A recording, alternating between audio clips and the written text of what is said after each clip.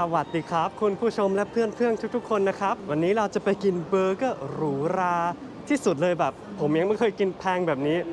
ไปดูกันว่าเบอร์เกอร์แพงแบบนี้จะอร่อยไหมร้านที่ขายเบอร์เกอร์หรูหราแบบนี้ไม่ใช่ร้านทั่วไปแต่ว่าเป็นร้านของคุกดังโกลเด้นแรมซี่นี่เองครับหลายๆคนอาจจะรู้จักเขาจากหลายๆซีรีส์เช่น MasterChef ที่เขาเป็นกรรมการหรือว่าจากที่ซีรีส์ Kitchen Nightmare ที่ Gordon Ramsay ช่วยร้านอาหารที่เกือบเจ๊งเนาะนอกจากที่เป็นเชฟที่เก่งมาก Gordon Ramsay ดังเฉพาะใช้ภาษาตรงกับทุกคนนะครับถ้าใครสนใจไปรีเสิร์ชเองเลยนะครับร้านเบอร์เกอร์ของ Gordon Ramsay ที่โซลอยู่ในห้าง Lotte World Mall ครับถ้ามีใครอยากจะตามไปกินร้านนี้ผมแนะนำจองที่นั่งในล่วงหน้าเลยครับทุกคนอย่าเป็นเหมือนผมนะที่ไม่ได้จองโต๊ะล่วงหน้าเพราะว่าอย่างเช่นคนที่จองโต๊ะมายังต้องต่อคิวทุกคนร้านนี้ดังมากผมก็เลยต้องอดทนและต่อคิวเกือบ1 ชั่วโมงจนมีที่เลยครับ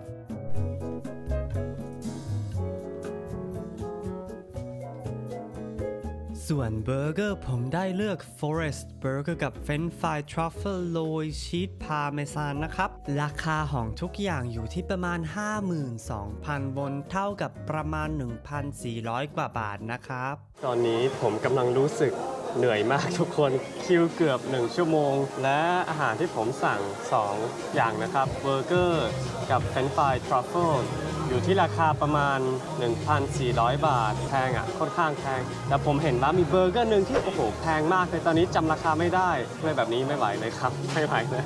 โอเคมาดูกันว่าเบอร์เกอร์กับเฟรนช์ฟรายราคา 1,400 บาทจะคุ้มไหม Gordon Ramsay เป็นคนที่ชอบบอกว่าคนอื่นทำอาหารไม่อร่อยและด่าคนอื่นแบบโคตรแรงเนาะวันนี้ผมก็ต้องรีวิวจริงจังเลยเบอร์เกอร์ของเขาอร่อยแบบไหนอ่ะผมสงสัยต้องอร่อยมากถ้าไม่อร่อยมากมันก็ผิดโลกแล้วแบบผมไม่เข้าใจโลกแล้ว ถ้าเบอร์เกอร์ไม่อร่อยวันนี้โอเคมาดูกันครับเฟรนช์ฟรายมาแล้วทุกคนเขาลอยเผ็ดทรัฟเฟิลกับชีสพาร์เมซานเนาะดูน่ากินมากเลยมาชิมกันทุกคน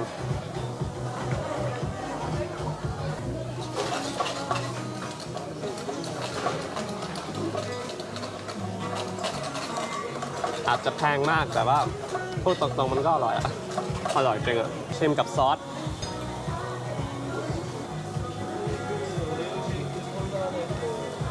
ใช้ได้อร่อยผมคิดว่าเขาแบบโรย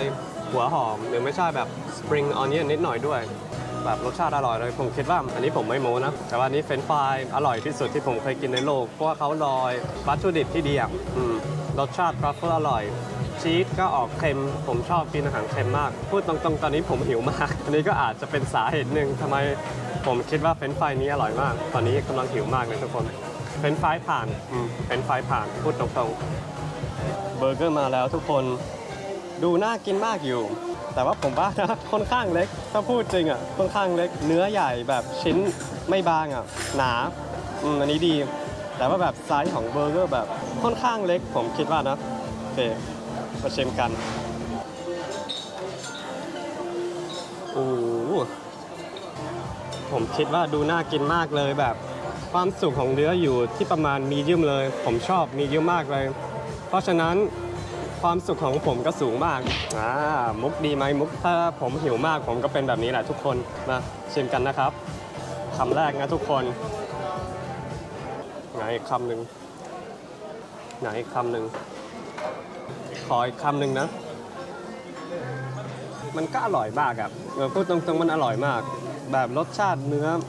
อร่อยจริงเนื้อนุ่มวัตถุดิบที่เขาใช้ก็ดีมากเลยแบบมันเข้ากันดี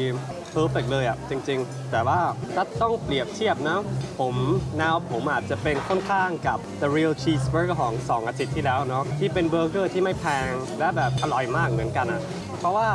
ตอนนี้ผมไม่รู้แต่ว่าผมสงสัยนะถ้าไป The Real Cheeseburger ผมจะได้กินประมาณ8เบอร์เกอร์ของ The Real Cheeseburger แล้วถ้าผมไปร้านนี้แค่แบบเบอร์เกอร์เดียวอะไรแบบนี้เนาะเพราะฉะนั้น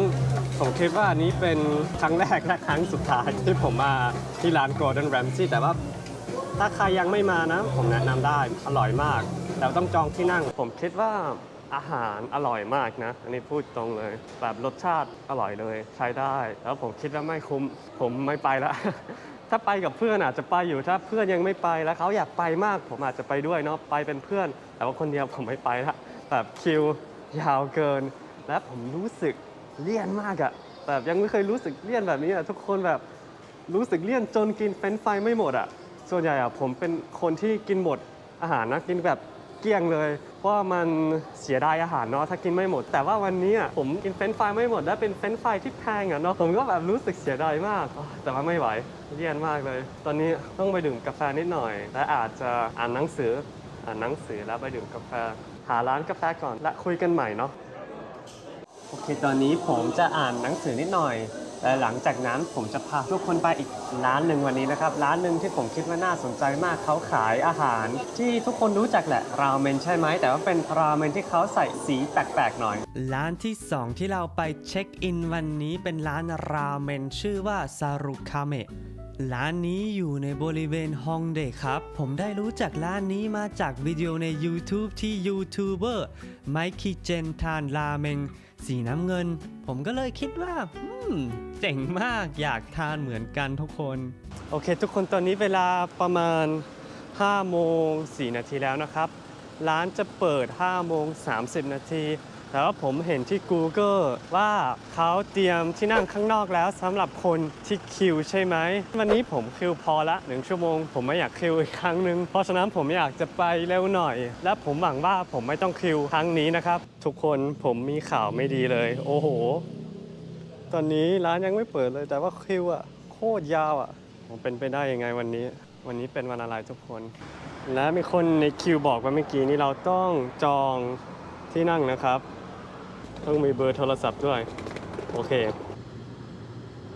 วันนี้คือ2ครั้งแสดงว่าราเมงเนี่ย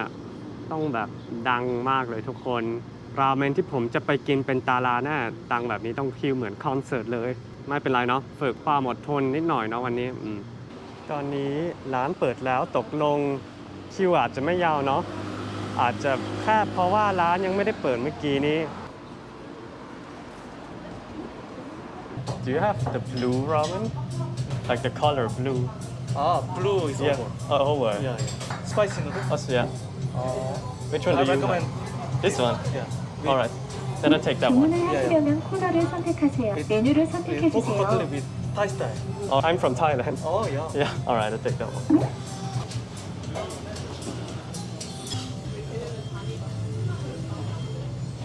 ผมว่าเสียดายหน่อยที่เขาไม่มีหูฟังที่เขาไม่มีราเมงสีน้ำเงินแล้วตอนนี้เป็นอาหารซีซันอลเนาะและเขาแนะนำราเมงที่เขาบอกว่าเผ็ดนะและเขาบอกว่าเป็นแนวไทยผมก็แปลกใจมากเลยราเมงแนวไทยที่เกาหลีมาชิมกันเนาะโอเคมาแล้วทุกคนชามเบลเลอร์เลย ดูน่ากินมากสีเผ็ดจริงน่ากินมากเลยโอเคมาชิมกันทุกคนคำแรกโอ้โหเข้มข้นมากอะแบบเค็มและรสชาติแบบลึกมากรสชาติอูมามิดีมากเลยอร่อยมากนอกจากความเค็มและอูมามิได้รสชาติน้ำมันนามใช่ไหมเซซามิออยล์ภาษาไทยนามไม่ใช่น้ำมันนาแบบประมาณแบบนั้นแหละ โอเคมาชิมเส้นกันดูน่ากินมากเนาะอร่อยมากเพราะว่าเส้นมันแข็งอยู่ผมชอบเลยและอันนี้คือผมคิดว่าต้นคัตสึนะอาจจะเป็นเนื้อหมูชุบแป้งทอดเนาะ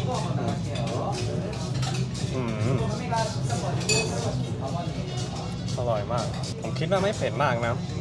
แบบรู้สึกพริกนิดหน่อยอยู่ถ้าลูกครึ่งบอกว่าไม่เผ็ด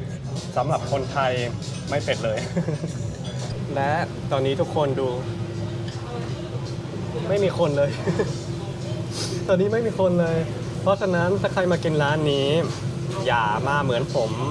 เวลาร้านเปิดเพราะเวลาร้านเปิดคนเต็มเลย แต่ว่าเหมือนอันนี้ first wave ใช่ไหมคนแรกที่อยากมากินตอนแรกเลย แต่ว่าหลังจากนั้นไม่มีคนนะผมก็เลยแนะนำแบบคอยสักครึ่งชั่วโมงก่อน หลังจากที่ร้านเปิดเนาะและไปเวลานั้นเนาะอันนี้เซลโอเคมาสรุปกันทุกคนวันนี้เป็นวันที่ผมได้กินอาหารอร่อยมากเลยผมว่านะก็เป็นอาหารหรูหราอาหารแพงๆหน่อยถ้าไม่อร่อยก็ทำไมแพงแบบนี้ถ้าไม่อร่อยเนาะ ร้านราเมนผมแนะนำได้นะ 100% ส่วนผมถ้าผมไปคนเดียวผมจะไปอีกครั้งหนึ่งนะถ้ามีโอกาสเพราะว่าราคาค่อนข้างโอเคอยู่ผมว่า และตอนนี้ผมสงสัยแบตของไมค์หมด เพราะว่าไม่มีเสียงนะครับทุกคน เพราะฉะนั้นผมอยากจะสรุปว่าร้านราเมนผมแนะนำได้ 100%ร้าน Gordon Ramsay จริงๆ ก็แนะนำได้นะเป็นประสบการณ์ที่ผมไม่ได้ผิดหวังอะไรมากมาย แค่แบบต่อคิวและราคาสูงที่เป็นข้อเสียนิดหน่อย แต่ว่ารสชาติอาหารอร่อยมากนะครับทุกคน และตอนนี้ผมอยากจะบอกว่าขอบคุณมากนะครับที่ชมวิดีโอนี้ ถ้าใครชอบวิดีโอนี้ขอกดไลค์หน่อยนะครับ และถ้ามีใครที่ยังไม่ subscribe ผมลงคลิปทุกวันอาทิตย์นะครับ โอเค มาพบกันใหม่วันอาทิตย์หน้านะครับทุกคน สวัสดีครับ